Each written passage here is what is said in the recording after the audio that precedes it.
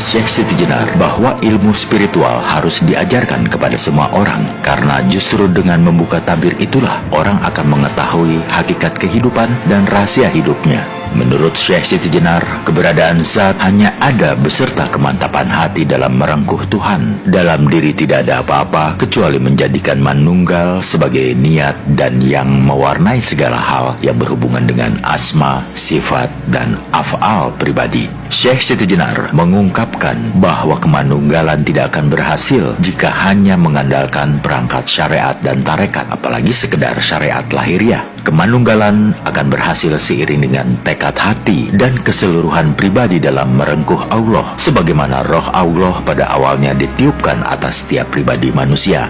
Jika Anda menanyakan di mana rumah Allah, jawabnya tidak sulit. Allah berada pada zat yang tempatnya tidak jauh, yaitu bersemayam di dalam tubuh. Tetapi hanya orang yang terpilih yang bisa melihatnya, yaitu orang yang suci.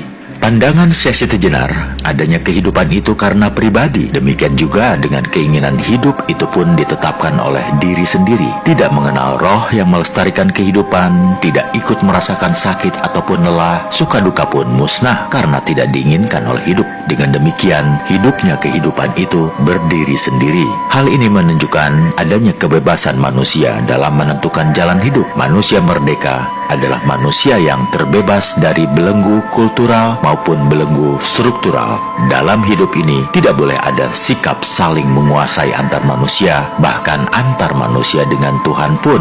Hakikatnya tidak ada yang menguasai dan yang dikuasai jika kita mempelajari intisari ajaran manunggalnya Syekh Siti Jenar. Karena dalam diri manusia ada roh Allah menjamin adanya kekuasaan atas pribadinya dalam menjalani kehidupan di dunia ini. Kepada murid-muridnya, Syekh Siti Jenar mengajarkan ilmu makrifat secara bertahap yang harus dikuasai oleh seseorang jika ingin menjadi manusia sempurna, al-insan al-kamil, serta bagi yang ingin menempuh laku manunggal dengan Tuhan.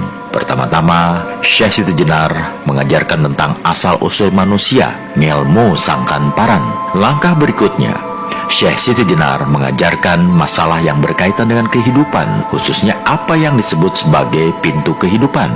Langkah ketiga, Syekh Siti Jenar menunjukkan tempat manusia nanti ketika sudah hidup kekal abadi. Tahap keempat, Syekh Siti Jenar menunjukkan tempat alam kematian, yaitu yang sedang dialami